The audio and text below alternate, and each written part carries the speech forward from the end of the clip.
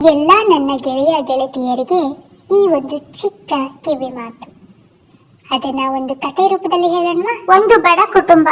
ಸೋಮಣ್ಣ ರಾಮಕ್ಕ ದಂಪತಿಗಳಿಗೆ ಮಲ್ಲೇಶ, ಕಲ್ಲೇಶ, ರುದ್ರೇಶ, ರೂಪೇಶ, ಸುರೇಶ, ರಮೇಶ ಎಂಬ 6 ಜನ ಮಕ್ಕಳಿರ್ತಾರೆ. ಮೊದಲೇ ಬಡತನ, ಅದರಲ್ಲಿ 6 ಜನ ಗಂಡ್ಮಕ್ಳು. ಹೊಟ್ಟೆಗಿದ್ರೆ ಬಟ್ಟೆಗಿಲ್ಲ, ಬಟ್ಟೆಗಿದ್ರೆ ಓದೋದಕ್ಕಿಲ್ಲ, ಆ ಥರ ಪರಿಸ್ಥಿತಿ.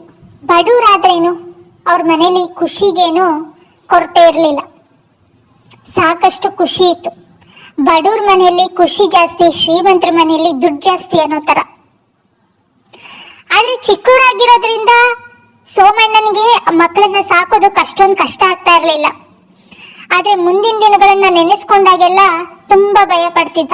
ಎಷ್ಟೋ ಸತಿ ರಾತ್ರಿ ಎಲ್ಲ ಬೆಚ್ಚಿ ಬಿದ್ದುಬಿಟ್ಟಿದ್ದಾನೆ. ಆ ಸಮಯದಲ್ಲಿ ರಾಮಕ್ಕ ಅವನಿಗೆ ಸಮಾಧಾನ ಕೂಡ ಮಾಡಿದ್ದಾರೆ. ಹೀಗೆ ದಿನಗಳು ಕಳೀತಾ ಹೋಗ್ತಾ ಇದ್ವು. ಮಕ್ಕಳು ಕೂಡ ದೊಡ್ಡವರಾಗ್ತಾ ಬಂದ್ರು. ಒಂದಿನ ಸೋಮಣ್ಣ ತಮ್ಮ ಸಂಬಂಧಿಕರ ಮದುವೆಗೆ ಅಂತ ಹೇಳ್ಬಿಟ್ಟು ಹೆಂಡತಿ ಮಕ್ಕಳನ್ನ ಕರ್ಕೊಂಡು ಹೋಗ್ತಾರೆ. ಅಲ್ಲಿ ತನ್ನ ಬಾಲ್ಯ ಸ್ನೇಹಿತ ಮತ್ತೆ ಸಂಬಂಧಿ ಕೂಡ ಆಗಿದ್ದ ಶಿವಣ್ಣನನ್ನ ನೋಡಿ ಎಲ್ಲಿಲ್ಲದ ಸಂತೋಷ. ತನ್ನ ಮಕ್ಕಳನ್ನ ಮತ್ತೆ ಹೆಂಡತಿಯನ್ನ ಕರೆದು ಪರಿಚಯ ಮಾಡಿಸಿಕೊಡ್ತಾನೆ. ಶಿವಣ್ಣ ತನ್ನ ಹೆಂಡತಿಯನ್ನ ಕರೆದು ಸೋಮಣ್ಣನ ಕುಟುಂಬವನ್ನ ಪರಿಚಯ ಮಾಡಿಸ್ಕೊಡ್ತಾರೆ. ಹಳೆ ನೆನಪುಗಳು, ಸ್ನೇಹಿತರಿಬ್ರು ಒಟ್ಟಾಗಿದ್ದಾರೆ. ಮಾತುಗಳು ಜಾಸ್ತಿ ಆಗ್ತಾ ಹೋಗುತ್ತೆ. 2 ದಿನ ಮದುವೆ ಹೇಗಾಯ್ತು ಅನ್ನೋದು ಅವರಿಬ್ಬರಿಗೂ ತಿಳಿದೇ ಇರೋದಿಲ್ಲ. ಅವರಿಬ್ರು ಬಂದಿರೋ ಬಟ್ಟೆಯಲ್ಲೇ ಮದುವೆ ಮುಗಿಸ್ಕೊಂಡು ಹೊರಡ್ತಾರೆ. ಈ ಶಿವಣ್ಣ ಶಾಂತ ದಂಪತಿಗಳಿಗೆ ಮದುವೆಯಾಗಿ ತುಂಬಾ ವರ್ಷಗಳೇ ಆದರೂ ಮಕ್ಕಳು ಇರೋದಿಲ್ಲ. ನಮಗೆ ಒಂದು ಮಗುನೂ ಇಲ್ಲ ಎಂದು ಶಿವಣ್ಣ ಶಾಂತ ಯಾವಾಗಲೂ ಕೊರಗ್ತಾ ಇರ್ತಾರೆ. ಅದರಲ್ಲೂ ಶಾಂತ ಮಾತ್ರ ಈ ವಿಚಾರವಾಗಿ ತುಂಬಾ ಡಿಪ್ರೆಷನ್ಗೆ ಕೂಡ ಹೋಗಿರ್ತಾರೆ. ಮದುವೆ ಮನೆಯಲ್ಲಿ ಸೋಮಣ್ಣನ ಮಕ್ಕಳನ್ನ ನೋಡಿದ್ಮೇಲೆ ಶಾಂತನ ಆರೋಗ್ಯ ಸ್ವಲ್ಪ ಸುಧಾರಿಸಿರುತ್ತೆ. ಜೊತೆಗೆ ಆ ಮಕ್ಕಳನ್ನ ನೆನಪುಗಳು ಶಿವಣ್ಣ ಮತ್ತೆ ಶಾಂತ ದಂಪತಿಗಳಿಗೆ ಕಾಡ್ತಾ ಇರುತ್ತೆ. ಆ ಮಕ್ಕಳುಗಳು ಅವ್ರ ಜೊತೆ ಇದ್ದಿದ್ದು, ಅವ್ರ ಜೊತೆ ಕೈ ಹಿಡ್ಕೊಂಡು ಓಡಾಡಿದ್ದು, ಅವ್ರ ಜೊತೆ ಆಟ ಆಡಿದ್ದು, ಅವ್ರ ಜೊತೆ ಇದ್ದ ನೆನಪುಗಳು ತುಂಬ ಕಾಡಕ್ಕೆ ಸ್ಟಾರ್ಟ್ ಆಗತ್ತೆ. ಅದೇ ದಿನ ಕಳೆದಂತೆ ಒಂದಿನ ಶಾಂತ ಮತ್ತೆ ಶಿವಣ್ಣ ಸೋಮಣ್ಣನ ಮನೆಗೆ ಅಂತ ಬರ್ತಾರೆ. ಬಂದು ಊಟ ಉಪಚಾರ ಎಲ್ಲ ಆದ್ಮೇಲೆ ಶಿವಣ್ಣ ಸೋಮಣ್ಣ ಮತ್ತೆ ರಾಮಕ್ಕನಿಗೆ ನಾನೇನೋ ಕೇಳ್ತೀನಿ, ಕೊಡ್ತೀರಾ ಅಂತ ಕೇಳ್ತಾರೆ. ಆಗ ಸೋಮಣ್ಣ ಮತ್ತೆ ರಾಮಕ್ಕ, ಅಯ್ಯೋ ನಮ್ಮ ಮನೇಲಿ ಏನಿದೆ, ನಾವೇನು ಕೊಡೋದಕ್ಕೆ ಸಾಧ್ಯ, ಏನ್ ಕೇಳ್ತಿದ್ದೀರಾ, ನಮ್ಮ ಕೈಯಲ್ಲಾದ್ರೆ ಖಂಡಿತ ನಾವು ಕೊಟ್ಟೆ ಕೊಡ್ತೀವಿ ಅಂತ ಹೇಳ್ತಾರೆ. ಆಗ ಶಾಂತ, ನಿಮ್ಮ ಮನೇಲಿ ಇದೆ, ನಿಮ್ಮ ಮನೇಲಿ ಇರೋದಕ್ಕೆ ನಾವು ಕೇಳ್ತಾ ಇದ್ದೀವಿ, ದಯವಿಟ್ಟು ನಮಗೆ ಕೊಡಬೇಕು ಅಂತ ಕೇಳ್ತಾರೆ. ಆಗ ಸೋಮಣ್ಣ ಮತ್ತು ರಾಮಕ್ಕ ಮುಖ ನೋಡ್ತಾ, ನಮಗೆ ಬಡತನ, ಕೊಡೋದಕ್ಕೇನೂ ಇಲ್ಲ, ಖಂಡಿತವಾಗೂ ನಮ್ಮ ಮನೇಲಿ ಕೊಡುವಂಥದ್ದಿದೆ ಅಂದ್ರೆ ಖಂಡಿತ ನಾವು ಕೊಟ್ಟೆ ಕೊಡ್ತೀವಿ ಅಂತ ಹೇಳಿ ಪ್ರಮಾಣ ಮಾಡ್ತಾರೆ. ಆಗ ಶಿವಣ್ಣ ಹೇಳ್ತಾರೆ, ನಮ್ಗೆ ಮದುವೆ ಆಗಿ ತುಂಬಾ ವರ್ಷ ಆಯ್ತು, ನಮ್ಗೆ ಮಕ್ಕಳೇ ಇಲ್ಲ, ನಾವು ಎಲ್ಲಾದ್ರೂ ಒಂದು ಮಗುವನ್ನ ದತ್ತು ತಗೊಳ್ಬೇಕು ಅಂತ ಅನ್ಕೊಂಡಿದೀವಿ. ಆದ್ರೆ ಎಲ್ಲೆಲ್ಲೋ ಒಂದು ಮಗುವನ್ನ ದತ್ತು ತಗೊಳ್ಳೋದಕ್ಕಿಂತ ನಿನಗೆ ಮನೆ ತುಂಬಾ ಮಕ್ಕಳಿದ್ದಾರೆ, ನಿನ್ನ 6 ಜನ ಮಕ್ಕಳಲ್ಲಿ ನನಗೆ ಒಂದು ಮಗುವನ್ನು ದತ್ತು ಕೊಡ್ತೀಯಾ ಅಂತ ಕೇಳ್ತಾರೆ. ಸುಮಾರು ಸಮಯದ ನಂತರ ಸೋಮಣ್ಣ ಮತ್ತೆ ರಾಮಕ್ಕ ಯೋಚನೆ ಮಾಡಿ, ನಮಗೂ ತುಂಬಾ ಕಷ್ಟ ಇದೆ, ಮನೆ ತುಂಬಾನು ಮಕ್ಕಳು ಇದ್ದಾರೆ, ಒಬ್ನಾದ್ರೂ ಚೆನ್ನಾಗಿರ್ಲಿ ನಮ್ಮ ಮಗ, ಜೊತೆಗೆ ಶಿವಣ್ಣ ನನ್ನ ಪ್ರಾಣ ಸ್ನೇಹಿತ ಅಂತ ಹೇಳಿ ಒಪ್ಕೋತಾರೆ. ಆಗ ಶಾಂತ ಮತ್ತು ಶಿವಣ್ಣ ತುಂಬಾ ಖುಷಿ ಪಟ್ಟು ಸುರೇಶನನ್ನ ದತ್ತು ತೆಗೆದುಕೊಳ್ತಾರೆ. ಯಾಕಂದ್ರೆ ಮಲ್ಲೇಶ, ಕಲ್ಲೇಶ, ರುದ್ರೇಶ, ರೂಪೇಶ ಸುರೇಶನ್ಗಿಂತ ಸ್ವಲ್ಪ ದೊಡ್ಡವರಾಗಿರ್ತಾರೆ. ಮತ್ತೆ ರಮೇಶ ಸುರೇಶನ್ಗಿಂತ ತುಂಬಾ ಚಿಕ್ಕವನಾಗಿರ್ತಾನೆ. ಅಷ್ಟೇ ಅಲ್ಲದೆ ಸುರೇಶ ಅವರೆಲ್ಲರಿಗಿಂತ ಬುದ್ಧಿವಂತ ಅನ್ನೋದನ್ನ ಮದುವೆ ಮನೆಯಲ್ಲಿ ತಿಳಿದುಕೊಂಡ ಶಾಂತ ಮತ್ತು ಶಿವಣ್ಣ ಸುರೇಶನನ್ನ ದತ್ತು ಮಗುವಾಗಿ ಸ್ವೀಕರಿಸ್ತಾರೆ. ಶಿವಣ್ಣ ಮಧ್ಯಮ ವರ್ಗದ ರೈತನಾಗಿರೋದ್ರಿಂದ ಅವನಿಗೆ ಒಬ್ಬ ಮಗನನ್ನ ಓದಿಸೋದಿಕ್ಕಾಗ್ಲಿ ಸಾಕೋದಿಕ್ಕಾಗ್ಲಿ ಅವನಿಗೇನು ಕಷ್ಟ ಅಂತ ಅನ್ಸೋದಿಲ್ಲ. ಹೀಗಾಗಿ ಶಿವಣ್ಣ ಮತ್ತು ಶಾಂತ ಗದ್ದೆ ಕೆಲಸ ಮಾಡಿಬಿಟ್ಟು ಮಗನನ್ನ ಒಂದು ದೊಡ್ಡ ಸ್ಕೂಲ್ಗೆ ಓದಿಸೋದಕ್ಕೆ ಕಳಿಸ್ತಾರೆ. ಸುರೇಶನು ಕೂಡ ತುಂಬ ಬುದ್ಧಿವಂತನಾಗಿರೋದ್ರಿಂದ ತುಂಬ ಚೆನ್ನಾಗಿ ಓದ್ತಾನೆ. ಜೊತೆಗೆ ಶಾಂತ ಮತ್ತು ಶಿವಣ್ಣನಿಗೆ ಪ್ರೀತಿಯ ಮತ್ತು ಮುದ್ದಿನ ಮಗನಾಗಿರ್ತಾನೆ. ಹೀಗೆ ದಿನಗಳು ಸಾಗದಂತೆ ಸುರೇಶ ಒಂದು ದೊಡ್ಡ ಗೌರ್ಮೆಂಟ್ ಕಾಲೇಜಿಗೆ ಪ್ರೊಫೆಸರ್ ಆಗ್ತಾನೆ. ಮತ್ತೆ ಶಿವಣ್ಣ ಮತ್ತು ಶಾಂತಳಿಗೆ ಗದ್ದೆ ಕೆಲಸ ಎಲ್ಲ ಬಿಡಿಸ್ಬಿಟ್ಟು ಇಬ್ಬರನ್ನು ಅವನು ಕೆಲಸ ಮಾಡುತ್ತಿದ್ದ ಸಿಟಿಗೆ ಕರೆದುಕೊಂಡು ಹೋಗಿ ತುಂಬ ಚೆನ್ನಾಗಿ ನೋಡ್ಕೊತಿರ್ತಾನೆ. ಅವ್ರ ಅಪ್ಪ ಅಮ್ಮ ಮಗ ಜೊತೆಗಿರೋದನ್ನ ಬೇರೆ ತಂದೆ ತಾಯಿಗಳು ನೋಡಿದ್ರೆ ಅವರಿಗೆ ಹೊಟ್ಟೆ ಉರಿಯುತ್ತಿತ್ತು, ನಮ್ಮ ಮಗ ಈ ಥರ ಇಲ್ವಲ್ಲ ಅಂತ. ಇನ್ನು ಸುರೇಶನ ವಯಸ್ಸಿನ ಹುಡುಗರಿಗೆ ಅವನನ್ನು ನೋಡಿದ್ರೆ ಹೊಟ್ಟೆ ಉರಿ, ಇವನು ನೋಡಿ ನೋಡಿ ನಮ್ಮ ಮನೆಯವ್ರು ನನಗೆ ಬೈತಾರಲ್ಲ ಅಂತ. ಹೀಗೆ ದಿನಗಳು ಕಳೀತಾ ಹೋಯಿತು. ಹೀಗೆ ಒಂದು ವರ್ಷದ ನಂತರ ಸುರೇಶ ಅವನ ಕಾಲೇಜಿನಲ್ಲಿ ಒಂದು ಫಂಕ್ಷನ್ ಇರುತ್ತೆ. ಅಲ್ಲಿಗೆ ತನ್ನ ತಂದೆ ತಾಯಿ ಶಾಂತ ಮತ್ತು ಶಿವಣ್ಣನನ್ನ ಕರೆದುಕೊಂಡು ಹೋಗ್ತಾನೆ. ಆಗ ಅಲ್ಲಿ ಅವನಿಗೆ ಬೆಸ್ಟ್ ಪ್ರೊಫೆಸರ್ ಅವಾರ್ಡ್ ಸಿಗುತ್ತೆ. ಜೊತೆಗೆ ತನ್ನ ತಂದೆ ತಾಯಿಗಳು ಖುಷಿ ಪಡೋದನ್ನ ನೋಡಿ ಸುರೇಶ ತುಂಬ ಖುಷಿ ಪಡ್ತಾನೆ. ನಂತರ ಕಾಲೇಜಿನಲ್ಲಿ ದೀಪಿಕಾ ಎಂಬ ವಿದ್ಯಾರ್ಥಿನಿ ಸುರೇಶನನ್ನ ಪ್ರೀತಿ ಮಾಡಲು ಶುರು ಮಾಡ್ತಾಳೆ. ಅವನಿಗೆ ಇಷ್ಟ ಇರೋದಿಲ್ಲ, ನೀನು ಸ್ಟೂಡೆಂಟು, ನಾನು ಪ್ರೊಫೆಸರು, ಈ ಥರ ಎಲ್ಲ ಸರಿ ಇಲ್ಲ ಅಂತ ಎಲ್ಲ ಹೇಳ್ತಾನೆ. ಆದರೂ ಅವಳು ಹೇಗೋ ತನ್ನ ಚಾಣಾಕ್ಷದಿಂದ ಪ್ರೊಫೆಸರ್ನ ಅಂದರೆ ಸುರೇಶನನ್ನ ತನ್ನ ವಶ ಮಾಡ್ಕೊತಾಳೆ ಬುದ್ಧಿವಂತಿಕೆಯಿಂದ. ಹೀಗೆ ದಿನಗಳು ಕಳೆದಂತೆ ದೀಪಿಕಾ ಮತ್ತು ಸುರೇಶ ಇಬ್ಬರು ತುಂಬ ಪ್ರೀತಿ ಮಾಡಲು ಶುರು ಮಾಡ್ತಾರೆ. ಕಾಫಿ ಡೇ, ಸಿನಿಮಾ, ಪಾರ್ಕ್ ಈ ಥರ ಎಲ್ಲ ಓಡಾಡೋದಕ್ಕೆ ಸ್ಟಾರ್ಟ್ ಮಾಡ್ತಾರೆ. ಒಂದಿನ ದೀಪಿಕಂಗೆ ತಿಳಿಯುತ್ತೆ ಅವಳು ಪ್ರೆಗ್ನೆಂಟ್ ಅಂತ ಹೇಳಿ. ಆಗ ದೀಪಿಕಾ ಸುರೇಶನ ಹತ್ರ ಬಂದು ಹೇಳ್ತಾಳೆ. ಸುರೇಶ ಸರಿ ನಾನು ಮದುವೆ ಆಗ್ತೀನಿ ಅಂತ ಹೇಳಿ ತನ್ನ ತಂದೆ ತಾಯಿಯನ್ನು ಒಪ್ಪಿಸ್ಕೊತಾನೆ. ನಂತರ ದೀಪಿಕಾಗೆ ನಿನ್ನ ತಂದೆ ತಾಯಿ ಹತ್ರ ಮಾತಾಡು ಅಂತ ಹೇಳಿ ಕಳಿಸ್ತಾನೆ. ದೀಪಿಕನ ತಂದೆ ಒಂದು ಗೌರ್ಮೆಂಟ್ ಆಫೀಸಲ್ಲಿ ಕ್ಲರ್ಕ್ ಆಗಿ ಕೆಲಸ ಮಾಡ್ತಾ ಇರ್ತಾರೆ. ತಾಯಿ ಸುಜಾತ ಹೌಸ್ ವೈಫು, ಅಣ್ಣ ಸೈಂಟಿಸ್ಟ್. ಅವರ ಕುಟುಂಬದ ಬಗ್ಗೆ ನೋಡಿದ್ರೆ ಅವರು ಮಧ್ಯಮ ವರ್ಗದ ಕುಟುಂಬ. ಜೊತೆಗೆ ರಾಘವೇಂದ್ರ ಹಳ್ಳಿ ಕಡೆಯಿಂದ ಹೋದ ವ್ಯಕ್ತಿ. ಗೌರ್ಮೆಂಟ್ ಕೆಲಸ ಆಗಿರೋದ್ರಿಂದ ತನ್ನ ಹುಟ್ಟೂರನ್ನ ಬಿಟ್ಟು ಅವನು ಕೆಲಸ ಇದ್ದ ಸ್ಥಳದಲ್ಲಿ ಮನೆ ಮಾಡಿಕೊಂಡು ಅಲ್ಲೇ ಸೆಟ್ಲ್ ಆಗಿರ್ತಾನೆ. ಮಗಳು ದೀಪಿಕಾ ಮನೆಗೆ ಹೋಗ್ತಾಳೆ. ಹೋಗಿ ನಡೆದ ಸಂಗತಿಯನ್ನೆಲ್ಲ ತಂದೆ ತಾಯಿ ಮತ್ತೆ ಅಣ್ಣನ ಹತ್ರ ಹೇಳ್ಕೊತಾಳೆ. ಆಗ ರಾಘವೇಂದ್ರ ಯೋಚನೆ ಮಾಡ್ತಾನೆ, ನಾನೇ ಹುಡುಕಿದ್ರು ಈ ಥರ ಹುಡುಗ ಸಿಗ್ತಾ ಇರಲಿಲ್ಲ. ದೊಡ್ಡ ಪ್ರೊಫೆಸರ್, ಜೊತೆಗೆ ಮನೆ ಕಡೆನೂ 1 ಎಕರೆ 2 ಎಕರೆ ಜಮೀನು ಕೂಡ ಇದ್ದಂಗಿದೆ. ಇನ್ನ ತಂದೆ ತಾಯಿಗೆ ವಯಸ್ಸಾಗಿದೆ, ಹೇಗ್ ಬೇಕಾದರೂ ಆಡಿಸ್ಬೋದು, ಹಳ್ಳಿ ಜನ ಬೇರೆ ಅಂತ ಹೇಳಿ ಮದುವೆಗೆ ಒಪ್ಕೋತಾರೆ. ಜೊತೆಗೆ ದೀಪಿಕಂಗೆ ವಾರ್ನಿಂಗ್ ಮಾಡ್ತಾರೆ, ನಮ್ಮ ಸಂಬಂಧಿಕರು ಸ್ನೇಹಿತರು ಅವರಿಗೆಲ್ರಿಗೂ ನಾವೇ ನೋಡಿ ಮದುವೆ ಮಾಡಿದ್ದೀವಿ, ನೀನು ಲವ್ ಮಾಡಿದ್ದೆ ಅಂತ ಹೇಳ್ಕೋಬಾರ್ದು, ಮತ್ತೆ ನೀನು ಪ್ರೆಗ್ನೆಂಟ್ ಆಗಿರೋ ವಿಚಾರನೂ ಯಾರಿಗೂ ತಿಳಿಸಬಾರ್ದು ಅಂತ ಹೇಳಿ ಅವರೇ ಮಾತಾಡಿಕೊಂಡು ಮದುವೆಯನ್ನ ತುಂಬ ಗ್ರ್ಯಾಂಡ್ ಆಗಿ ಮಾಡಿಕೊಡ್ತಾರೆ.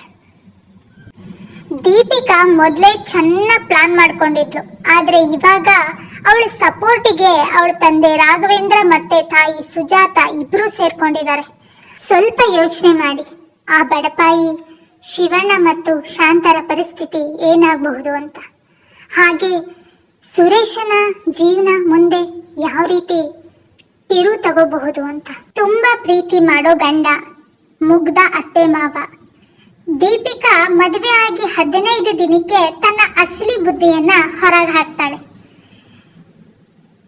ಸುರೇಶ ಕೆಲ್ಸಕ್ಕೆ ಹೋದ ತಕ್ಷಣ ಮನೆ ಕೆಲಸವನ್ನೆಲ್ಲ ಶಿವಣ್ಣ ಮತ್ತೆ ಶಾಂತಳಿಗೆ ವಹಿಸ್ಕೊಳ್ಳೋದು, ಕಾಲಲ್ಲಿ ತೋರಿಸ್ಬಿಟ್ಟು ಮಾಡಿಸೋದು, ತನ್ನ ಅಧಿಕಾರನೇ ಜಾಸ್ತಿ ಮಾಡಿಕೊಂಡು ಅವ್ರ ಮೇಲೆ ಕೂಗಾಡ್ತಾ ಅವರಿಗೆ ಊಟನೂ ಕೂಡ ಹಾಕ್ತೇನೆ ನಾಯಿಗಳ ಥರ ಟ್ರೀಟ್ ಮಾಡ್ತಾ ಇರ್ತಾಳೆ.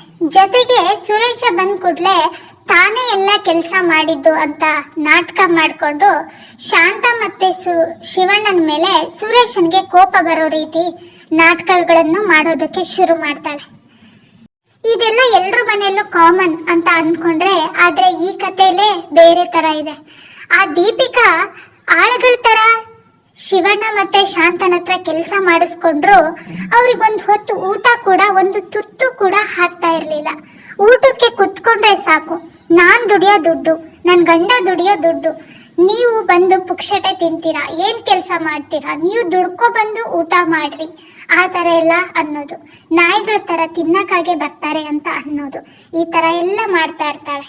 ಆದ್ರೂ ಶಿವಣ್ಣ ಮತ್ತೆ ಶಾಂತ ಒಂದು ಮಾತು ಆಡಲ್ಲ.